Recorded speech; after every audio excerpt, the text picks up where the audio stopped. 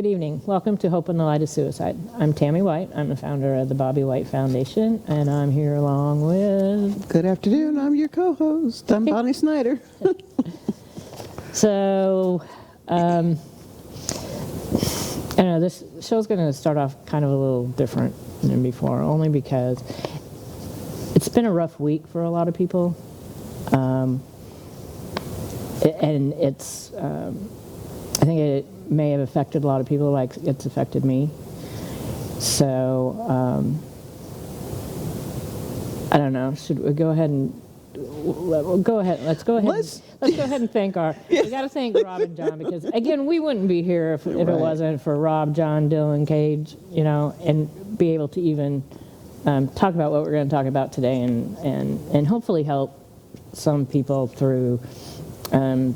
It's a difficult time in our country and our world. It is, and I, like you said, to, start this off, with, thanking, our crew. Our crew. Thanking our crew for, making us look good and the platform and everything else like that.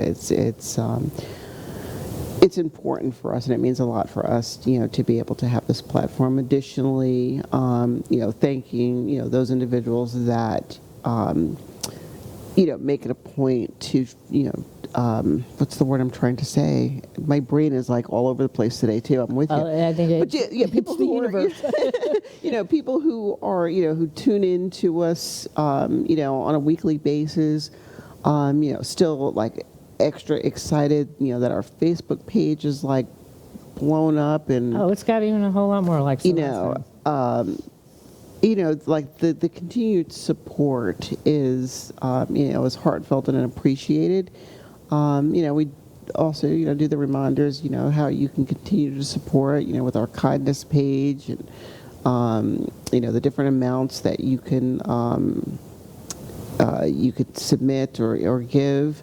If you're doing, ordering on Amazon, we have, this smile.amazon.com or Smile Amazon. Well, anyway, smile.amazon.com. That. And choose the Bobby White Foundation as your charity of choice. Exactly. And then, of course, we have our T-shirts and, just drop a check in the mail to the foundation. Yeah, we got a couple donations over the weekend that's very helpful because, we want to continue to do this, and we want to keep up with our Purple Folder program and continue to increase that and increase resources for people, not just locally, but from afar. We had another Purple Folder, I believe, go out here just real recently. Unfortunately, one of our crew members here lost a dear friend last week to suicide, and so it hit home again here in our studio for those of us here, along with these are the ones that people hear about, but remember, in your communities and in our communities, there's people that we don't hear about, and families that are struggling that we don't hear about. But like this weekend, Miss USA, Chelsea Kirst. Yeah, I know. I remember, when you were like, what are we doing for the show? And I was like, Miss USA. It's what I find, to that point is, when we're looking at, specific losses, it is, when you had, did you text me or how did I find out? I think you had, texted me about, like the one, one of our own, one of the, I texted you about the, crew, losing, somebody, and I'm like, wow, like that hit right here in the house, and it's, it's a reminder that this epidemic is still like alive and well. I don't, and I don't say that meaning like, wait a minute, alive and well. No, but it is, and it's just, I just think that recently too, and I don't know if it's because we hear about it more because of the media or, whatever. It just seems like in the past month, in the past week, there's been so many deaths by suicide besides Miss USA, and I came down Friday and was talking to our crew member, and like with his friend, you think they have the world by, they've got it. They've got a good career. They have a good life, you'd think. And the same thing with Miss USA. She was such an accomplished woman, but you just don't know what is going on with And with that one, as I was reading as it popped up on my news feed, and I'm reading it, and my first thoughts was, as I'm thinking about, how her life ended, what a horrific accident, because I don't, like, the first reading that I saw of it, it did not mention that it was a suicide. It just said, she fell, from her apartment building. And then, as the next, news cycle came out, then it was like, it was a suicide. And I'm thinking to myself, wow, like you said, here's somebody, beautiful, by, society standards, Right. beautiful, accomplished, we think has everything going for her, and what was going on in here that, she felt that was the way out. That was, yeah. Well, and in just the past month, and, kind of very similar, but celebrities, adult children. Sinead O'Connor. Well, let me go down the list. Okay. I was prepared today. I went down the list because I wanted their names to be heard, the children.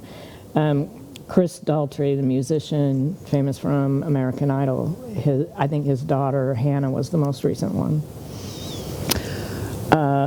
Sinead O'Connor's son Shane. Actors Michael Madsen, his son Hudson, and then Regina King's son Ian Alexander. Now, all these have happened, I'd say, within the past month or less. I'm surprised with, I when you said, Chris Daughtry's daughter, and I looked and was like, wait a minute, didn't they initially rule her as a homicide? Well, there were a couple of these. It was similar to Miss USA. It wasn't initially reported as a suicide, and then within a day or so it was reported as, and then that happened with a couple of these. But it's just, and that's just like, and I think that this is what was happening to me, especially after our crew members' experience, and then boom again, Miss USA. It was just getting to me. So what I really wanted to say to everybody that are lost survivors, hearing this may be a really easy trigger for you, and don't feel bad if you feel bad, and reach out to people. If you need to, go see a therapist, talk to somebody. We were talking just before we started the show, and you asked me if a friend of ours had called me, and you didn't really know anything about it per se. And so I got a phone call this morning from Kim, our friend from Parks and Rec, because they had asked us last week to do a review of their event because they're getting awarded for something. But she could tell in my voice that something wasn't right. And so she called to check on me this morning to make sure I was okay. And I was actually on my way to my therapist when she called. And so do that for people. Do it for yourself. It's going to be easy for this to trigger emotions with you, especially when it's like it has been. It's just like every time you turn around. And like I said, these are just the celebrities. These are the ones that are highlighted. This is happening in our own communities, that we're more often than not, we don't hear about it unless it is a friend or a family member, or like us with one of our studio members. So it's a matter of, when I pick up, the, local news, it's more than just these losses, because I think if, to sit back and look at, some of the other, newsworthy events, that are in this same realm. I look at, I remember reading here recently about a couple of families who, well, I don't know, is it just a suicide? But in this particular incident, it was a murder suicide. We had a where recent murder suicide. Mom, not only took her own life, but she took the life of her children. Yep, that was recently. We just had Hillsborough County Sheriff's deputies murder suicide over the weekend also. Yeah, it's and I sit back sometimes and I'm like, what's going on? I know. I just think the universe is going crazy. And I know, we have this tendency sometimes as we're looking at when these situations happen, and we grapple with the why. And, for some of us, in our realm of work, I tell people, I don't like the word why. And I remember when I was going through,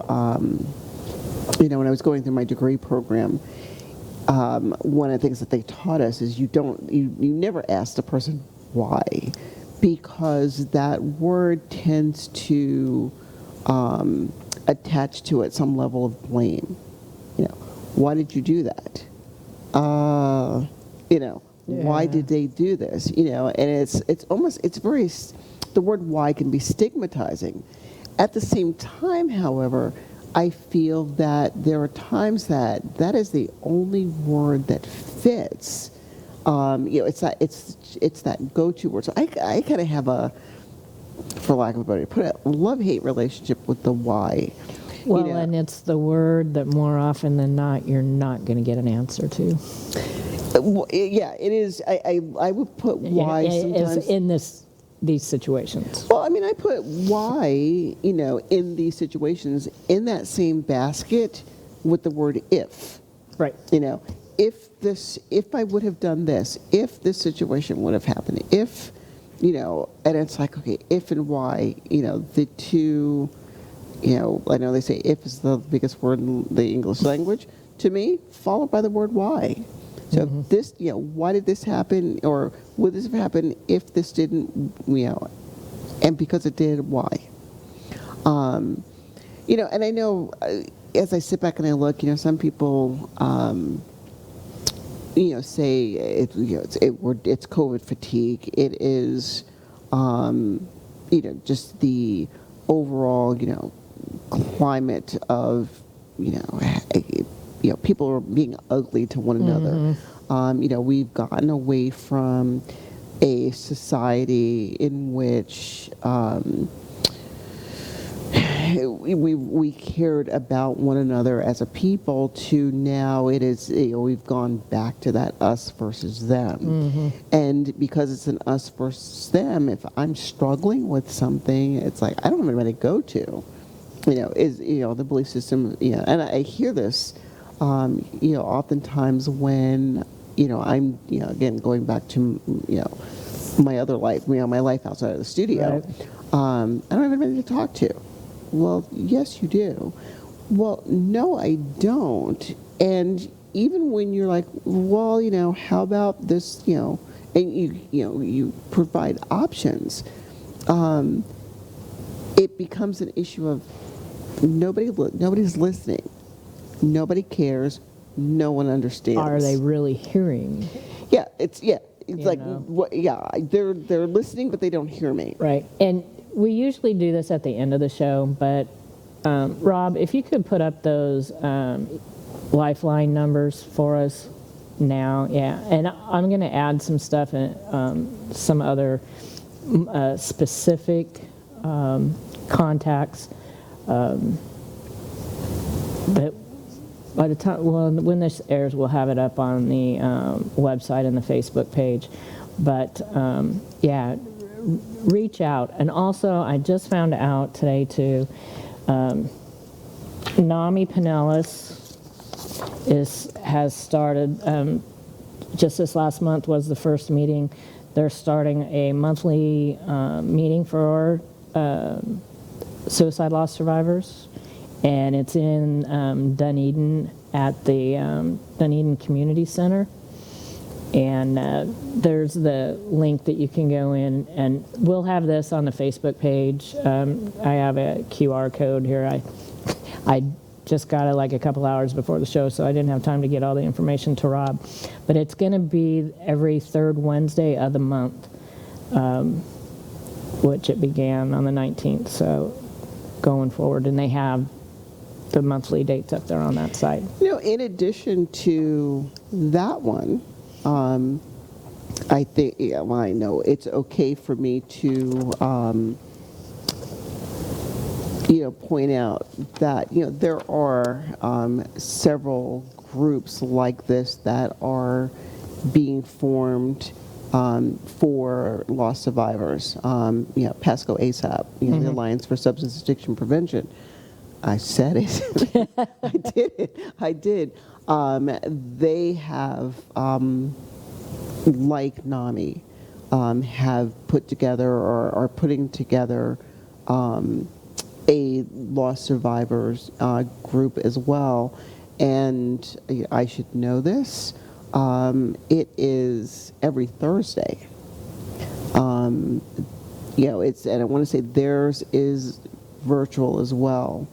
So it's like what I'm finding is, the NAMIs, the ASAPs, and, I'm honored to have been asked by Ian's Way to facilitate, group as well. And I want to say that one's going to be on Mondays. Mm-hmm. So, there's a recognized need from these particular, agencies, some that we know, some that, we know NAMI, who knows ASAP. Right, right. Well, we do. But we do. Yeah. we do. But we do. Well, and there's also, and I missed the meeting last week. They had, I think, their first meeting last week, and I think it's not a survivors group. It's I think it's organizations getting together to talk about the suicide issue in our communities, and I think it's facilitated by Central Florida. Mm-hmm. Children's and families. I had it on the calendar, and for some reason I bleeped it. I think it was because I think the meeting was at 8 o'clock in the morning. And when I went back this week, and I was like, I know I had some meetings I missed this week, and I was like, oh dang, that was the one I really wanted to be in on. But we'll get in on that meeting, and my meeting with Gus Bilirakis didn't happen. So we're still trying to work that out. I was kind of disappointed in that, but we're not giving up. We're gonna get that meeting together. And I like what we do here, on our platform, that it's although this platform was created because of our losses, for the suicide losses. I think it's important that that we do recognize that losses are not just suicide, or that our focus is not solely on suicide. When I look at NAMI's grief group, suicide loss. I want to say the ASAPs is for people who have lost somebody to an overdose. Right. And of course, you look at me. I've got a foot in both of these pots. Because at the end of the day, loss is loss, and what I find, and what I love what we do, is not diminishing that feeling or I would say the importance, I guess, for lack of a better word, of loss, regardless to how that loss was suffered. Because at the end of the day, grief is grief, whether it is, I lost this person to suicide, I lost this person to an overdose, I lost this person to, a sudden illness, I lost this person to a crash. Or, any other tragic event. Yeah, something that was, even, when I sit back and I think of, people that, we have lost that the loss was expected. At the end of the day, it's still a loss. And, not to say that, if you have, if you're the lost survivor of somebody who it was, sudden, unexpected, how do I say, not planned for, is death ever planned for? One might, let's think about this for a moment. Think back, someone who's suffering from an illness, they say, yep, it's terminal. All right, so in your mind, you have time to plan for it. It's like, it's coming, it's inevitable. It doesn't take the sting away from it when it happens. The only difference is, all right, I've had some time to process, that I'm going to lose this person versus. And there's times that even in the space of knowing that there is going to be an imminent death, your feelings may not end up being what you thought they were going to be at all. And it could just blow up, even being prepared. Mm-hmm. Mm-hmm. Oh, absolutely. Because you really don't know until you're actually in the midst of it.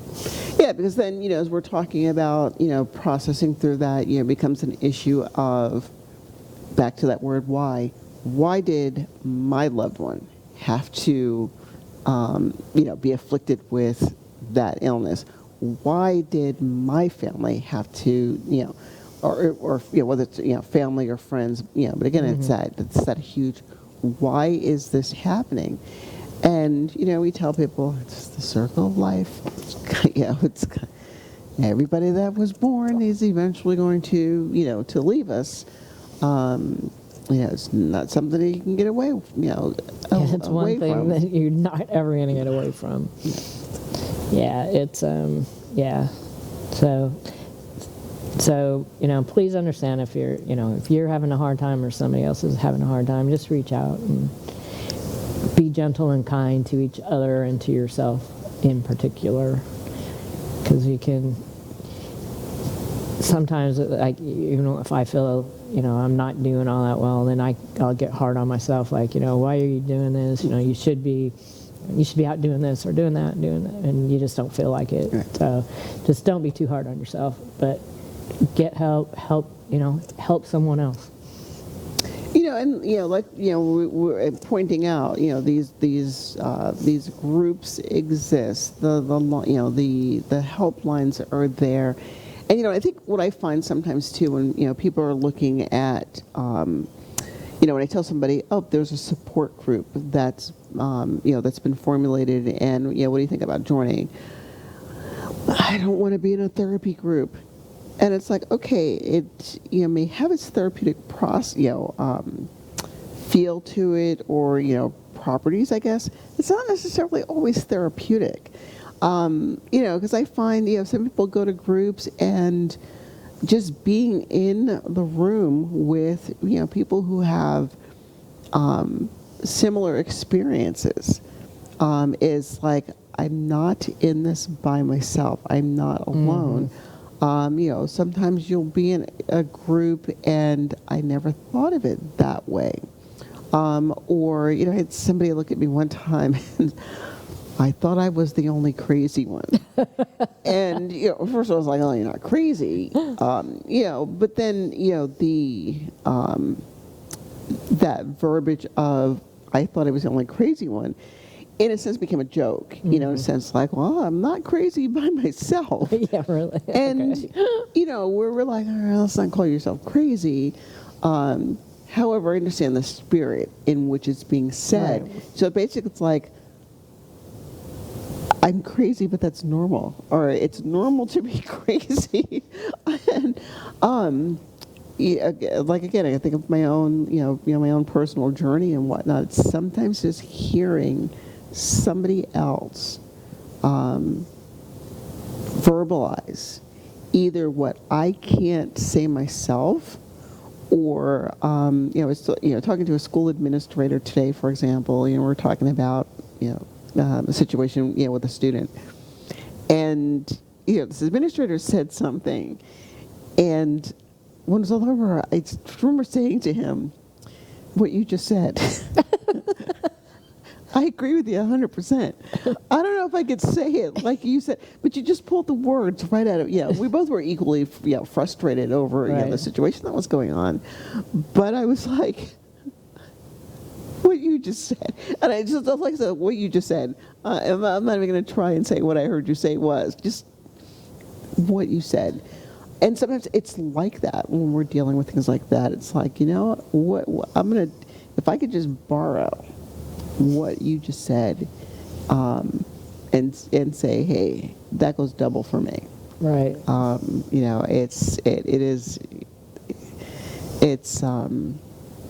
It's not just therapy, folks. It's not, Well, and therapy can take different forms.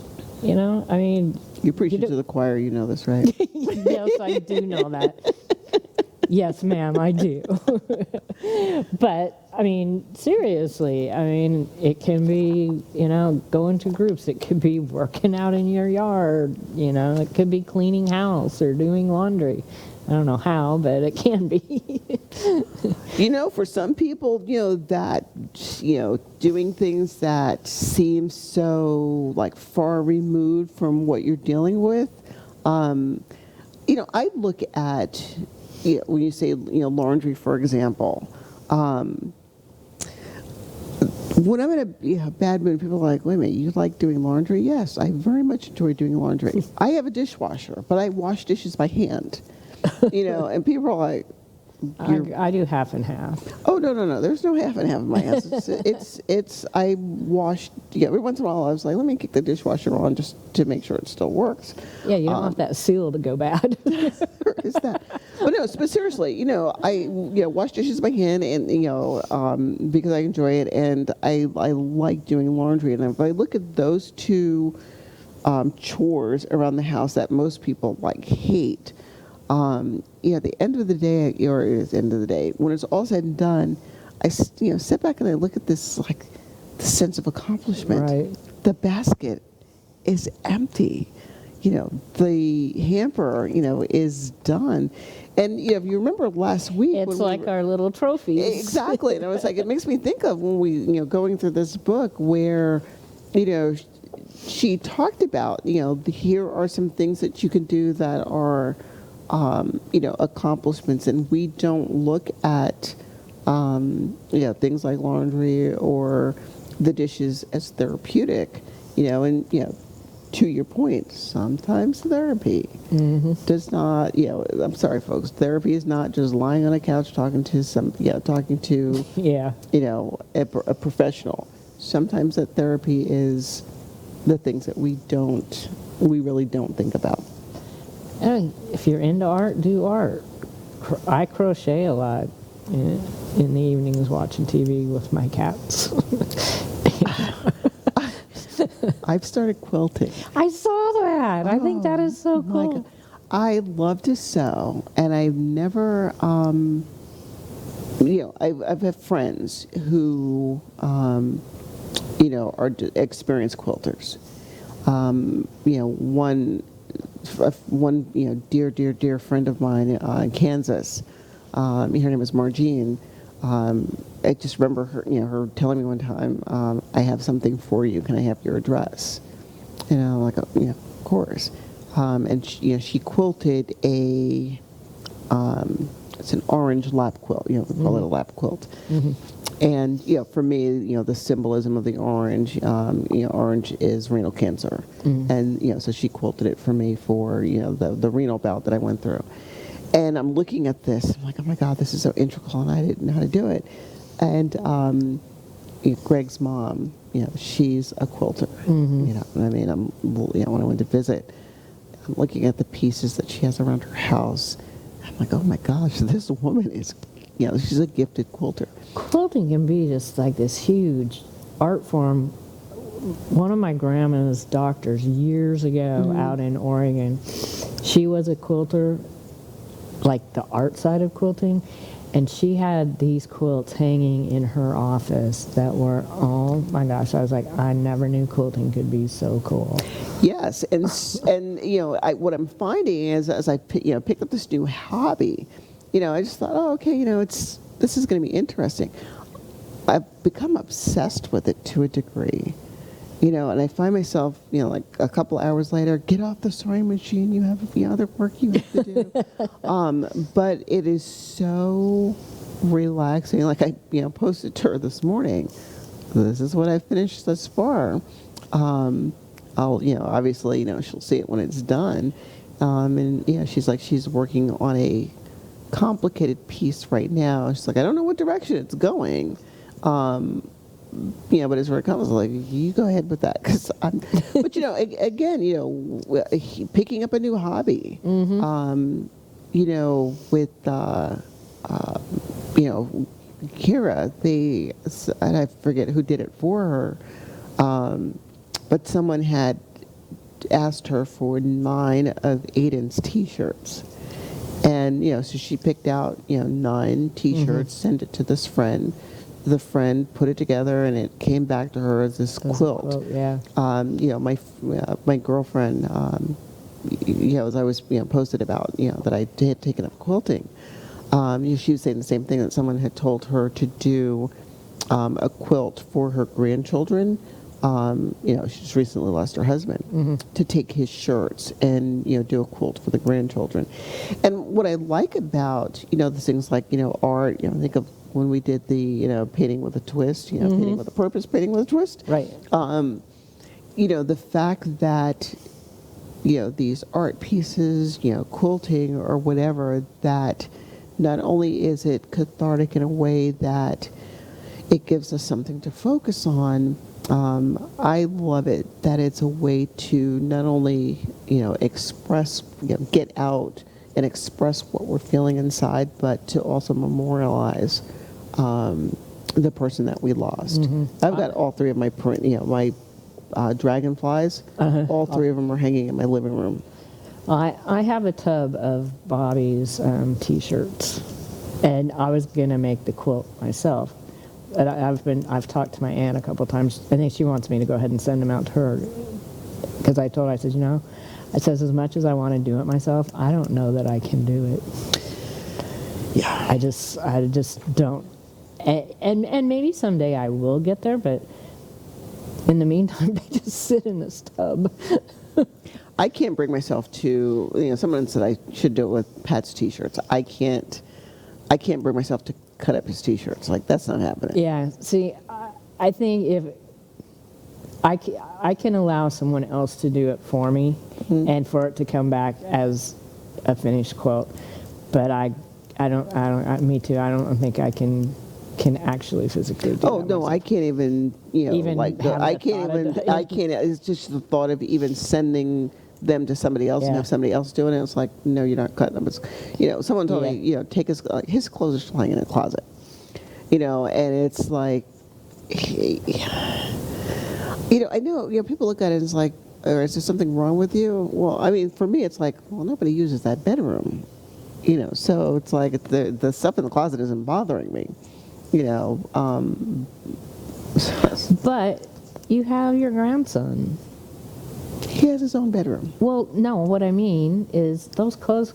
Oh yeah, no, that's what it is. That is what it is. He wants them. Plus, that's a decision too for him. And that's what he said. He wants me to save them, so when he grows into them, I was like, okay, well, let's hope that you get to be 6'2", 200 and some odd, and you can wear your dad's clothes. Other than that, you'd be surprised what happens to the short, skinny kids when they grow up. My brother was always like the shortest kid, like me. We were the shortest kids in our classes. My brother grew up to be 6 foot tall. Me, I stopped when I was in junior high school. I haven't grown since. But my brother, he grew up, so. Yeah. Like I said, it's important that, whatever you do to, take your mind off of it, or, for, your own form of therapy. Even if it's just for a short period of time or different spurts, I wish I didn't have time to do this because I just didn't, but I have been wanting to make motivational, like, little signs. And the signs they put out when somebody's running for office, that's on chloroplast with the little wire thingies. And I had a whole bunch of leftover ones from the walk and everything. It's not the sign themselves, so I kept the wire pieces, because the chloroplast I use too in my business as a backing. So I went and got a couple of sheets of chloroplast and cut them up, and I did my first sign and to put it out by the road, and I posted it on the foundation Facebook page. I saw that. Did you see that? So it says have an attitude of gratitude, and so I put it out there, and like before the night was over, one of the gals that we helped her family with the purple folders, she wants one of those signs. So I made another one for her yesterday. But I have a whole list of like little sayings to make these little signs up, which we'll have, on our street, because we have a busy street, sort of. So then, as soon as, she, how can I get one of those? I was like, hey, that's a really great idea. And I have Bobby White Foundation at the bottom of it. And so if people want one of these signs, you have to be local because I can't really ship them, then we'll make up these signs, and for a donation, you can put, positive word signs. I just thought that was kind of like a cool idea. No, I like that. And when I finally did it. I've been going to do it for 2 months. And finally Sunday, that's what I did. Yeah, when I saw that, that it was posted, I was like, oh my gosh, I love it. I absolutely love it. Because what I find with, little signs like that, how meaningful, they are, because it's those little itty bitty things that happen that, people don't realize how meaningful they are. So how you doing today? Right. And it's like, that's all it takes is how you doing today. Or, like I said, when I, like coming in the studio sometimes, and every once in a while I'll catch a glimpse of, I don't think I've ever paid attention to that sign before, or, this before. Like, was the other day I came in and I was like, I am going to the restroom. And, there was, it's like never been in the, it's really, because it's strange, folks, I'm probably TMI. But, it's like, I think I went into the restroom here at the studio before. And I walked, and then there's, like these shadow boxes with these, like, sayings in it. And I'm like, that's so cool. And it was I almost look at it as it was fate. Like, fate was like, you're going into the restroom at the studio today, and you need to see this. Right. And I'm like, and it wasn't, and again, it wasn't, there was nothing, going on that I was in a bad mood or in a sad mood. It was kind of like, it's the end of the day. I can't wait to get home. And that's exactly what I needed to see. So, yeah, anyway. well, that's what I'm kind of hoping that, with these little signs, is, I have a big circular driveway, so, there's 2 entrances. And I just have the one because I'm getting the other sign to the other gal, but I have a lot getting ready to get set up. And, somebody could be having a bad day driving down the street, and then all you do is see this, and it's like, oh. That's what I needed. So that's what I needed. I thought that was kind of cool. So what'd you think of chapter 2? It's short. It's very short. What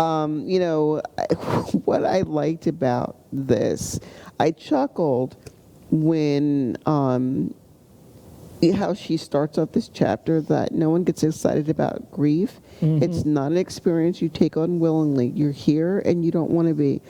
While you can't undo what has to be done, you don't exactly have to go through grief gracefully. I love and that. I'm with you. I have that love highlighted. I mark in my book. It's highlighted in my book. That whole first paragraph. Acceptance is a common grief-related buzzword.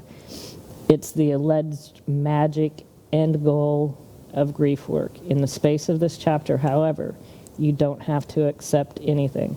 Survive it, yes. Accept it, no. No. And, what I liked about this chapter, too, is that word no. Because what I find for a lot of us, and I mean, this is not only unique to, to loss survivors and grief, is there's an inability or a taboo of sorts that is often associated with the word no. Like if I think of, how many of us at work, hey, we've got this project going on and you're already overwhelmed and you're being asked to do it. However, you're reluctant to say no. I don't want to be the one to say no because I don't want to be seen as, not the team player. I don't want to say no because I don't want to, be seen as weak. So I loved where she was like,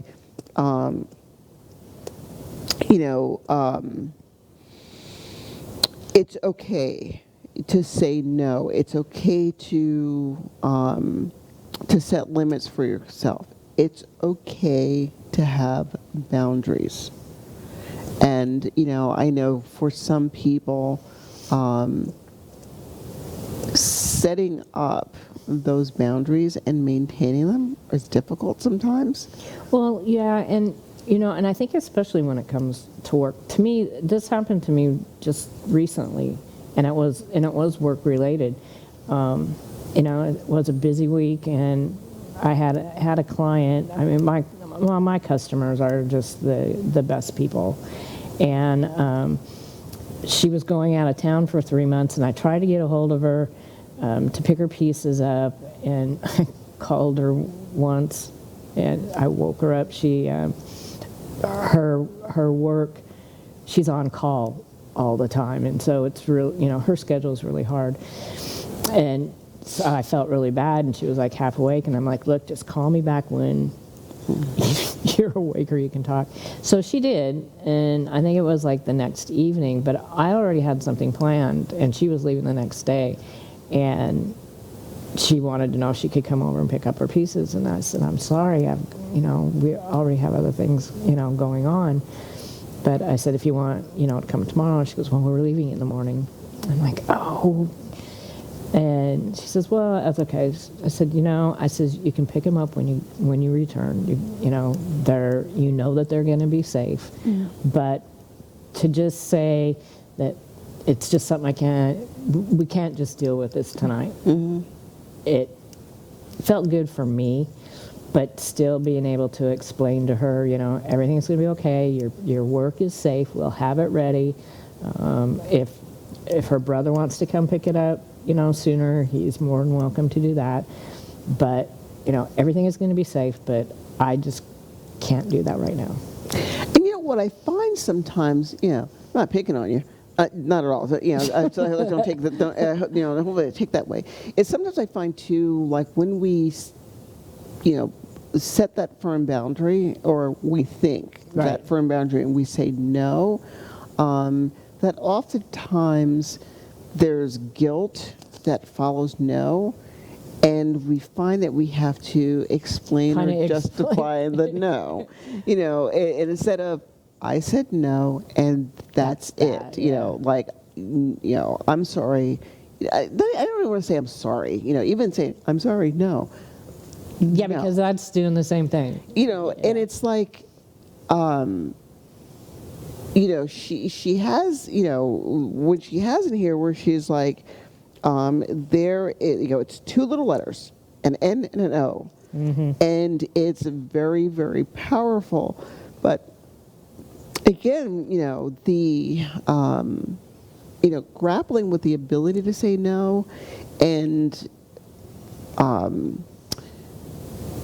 not feeling the need to justify. I think, right, explain, or to like sometimes they go hand in hand. Like I don't feel like eating. And what I would hear is, oh, but you have to eat. You have to keep your strength up. And it's like, I understood on this hand, okay, yeah, I do have to eat. But then became all right, now on top of this emotion, I have to deal with the anger of being forced to eat. Mm-hmm. When, why couldn't you, all, good intentions, understood. I said no, like, and that's what I meant. Mm-hmm.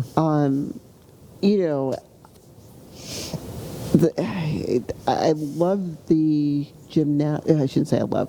I'm amazed by the gymnastics that we go through sometimes with that little word no. Mm-hmm. Yeah, and it is so little. But she has in this book, and I haven't done this part yet, she's got 2 full blank pages for you to do an exercise. And she says here on the following pages, start out by writing the word no. Write it small, write it huge, write it again, collage it. Draw the line of the letters, fill in the space with all the things you refuse. Make a million tiny little no's all over. In whatever ways your no wants to be said, give it room on the page. And she does say, too, that the exercise might bring up some stuff. But when you're making a page full of no's, use the blank page to write use the other blank page to use what it was like to just say no. Then take a break. Eat, rest, move your body as you're able, do something else for a while. Because again, no is difficult for some people. Yeah, and it looks like it's difficult for some people. I have some people looking at me like, I have no problem saying no. I'm going to tell you no, and if you don't like it, too bad. Right. And I, for me, I'm like, all right, I hear you saying this, but how much do I really, like you're really hiding behind that facade of I said no, and I don't care how you feel. Because as a people, I think, internally we don't like hurting others. I mean, there's some people who are like, I don't care whose feelings I hurt. And I look at them and say, okay, it's because you got some other stuff going on, or that's a mask. Right. That's a facade there. There's something deep rooted if you don't care about hurting other people's feelings. Again, it's like, saying no, being okay with it, not allowing yourself to become immersed in guilt, because, I have to own, or I need my space, I need to set this boundary. Because the way I look at it is, there was a meme that I saw some time ago, that, something to the effect of people who don't respect your boundaries really have no respect for you. Or if you have a problem with boundaries, it's probably because you don't know what they are. Mm-hmm. And I'm like, that to me was one of the very, very powerful thing to be said, where I'm like, you know what? I need to stop allowing people to violate my boundaries and, do that pushback and say no. Right. Yeah. How do you like the safety deposit box idea? I loved what she said, is sometimes grief can feel like a life sentence with no hope for parole. Mm-hmm. And I was like, she is on to something. No kidding. Because, it does, often feel like we're in this deep, dark abyss, for some people, mind you, I should say, that you're in this deep, dark abyss that I'm never going to crawl out of this black hole. Because unfortunately there is, again, and we've talked about this, some might say ad nauseum. However, it's one of those things that I think needs to be repeated over and over and over again. It is, you never accept that the person is gone. You learn, however, to accept the life that is left after them. It's like something else that I saw actually this weekend, where it said, I know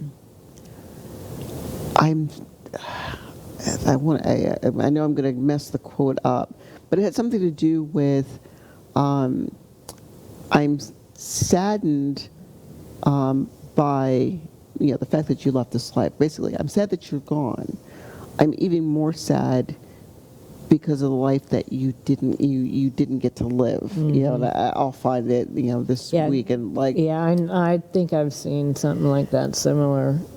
Yeah, because you're sad about all the things that they're going to miss while you live your life. And it becomes this thing about, if I accept this loss, it is diminishing, the memory or the importance of the person that's gone. And it's like, it's not, it is not. I get it. I understand why people feel that way. You're still here. And, being able to honor that person, goes a long way with, your own healing. Mm-hmm. So I love the safety deposit box. Especially where she says, on a separate piece of paper, write down your current fears about grief and what life might be like inside it. What are you afraid grief might be like in the future? And, I think, symbolically, I've used a similar activity, in the past where, especially with children who have lost parents. Mm-hmm. I would, tell them, write a letter to, mom or dad, put it in an envelope, seal it up, address it as if you're going to mail it. And then, it kind of gets tucked away for a moment. But then I also, and I wish I could remember where I got this idea from, because I was like, oh my gosh, I really love this idea. I tell them to burn it. Mm-hmm. Throw it in the fire, and, if you think about it, as it's burning, you see the ashes and everything, the smoke going up. And think of it as this is how, that's your words reaching, mm-hmm. the person who's not here anymore. Yeah, I have actually done that one. Of course, with as many bonfires as I have, I can do it quite a lot. This is a really good idea. Not even, you can get an envelope and decorate it, or a nice little box and decorate it, and add thoughts or items, or, uplifting quotes for yourself, mm-hmm. that you can go to this, if you're feeling, a little down or a little bad, something that you're going to know inside your head, oh, there's going to be something in there that's, maybe going to make me feel a little bit better. Yeah, and it's doing, the unexpected, like, I think I shared when I go on vacation, when I go on vacation, I allow myself to go on vacation. I know, you got on vacation pretty much last year a lot. Because I made myself, yeah. It was like, it's okay to take some downtime. It's one of those things where, we're here on the show, and we talk about, self-care. We talk about doing things for self, and then it's like, when's the last time you went on vacation? So this past year, it was, mind you, I had a little help. We're going on vacation. Yeah, you're going on vacation. And I'm like, okay, I don't know, like, what would that have looked like, and I like what she has a sneak peek into the future, this chapter ends up, is I find myself like I will, I'll buy something like Domino's, mm-hmm. whenever I go away, I buy, pat some Domino's. And, I will buy a deck of cards or dominoes, it's a way to keep him alive. Right. And it's like, well, I know he's not here to give them to him. But just that symbolism. It's the symbolism. Yeah. I kind of do that too. I was looking for, had collected some pewter dragonflies, or dragons, and amethyst and stuff. And when I went to a specific event last year, that's what I went looking for, but they didn't have any. That's when I got the dragonfly, and kind of for our little painting thing, and the symbolism of the dragon. So yeah, do that. Yeah. So I wanted to mention before we go really quick, we do also, one way that you can help support us, we have this door that my great nieces, their wonderful artwork is available. So if you're interested in that, get a hold of us at the foundation, and we'd like to find a nice new home. So. And I like that title is so fitting for this. Let it be. Let it be. It is what it is. Just let it be. And again, don't forget those phone numbers, the helpline phone numbers. Have them in your phone. You just never know, and reach out to people. It's a tough time for a lot of people right now. So. And remember, there's always hope. Thanks.